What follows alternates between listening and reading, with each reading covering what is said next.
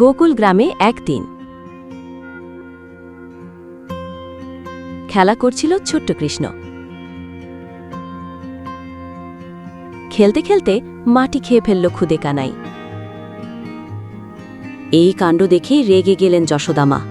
ছোট্ট ছেলেকে বললেন, মুখ খোল। খুদে শ্রীকৃষ্ণ মুখ খুলতেই অবাক হলেন মা যশোদা। মা দেখলেন বালকের মুখের ভেতরে সূর্য, চাঁদ, তারা, গোটা ব্রহ্মাণ্ড। যশোদামা তখন বুঝলেন বালক কৃষ্ণ দেবতার রূপ। মা তবুও বুকে জড়িয়ে ধরলেন ছোট্ট ছেলেকে, কারণ দেবতা হলেও বালক কানাই তার সন্তান।